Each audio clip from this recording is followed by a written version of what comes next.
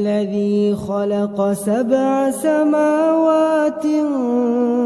طباقا ما ترى في خلق الرحمن من تفاوت فارجع البصر هل ترى من فطور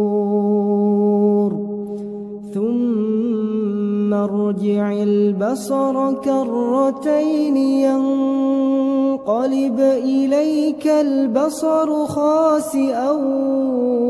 وهو حسير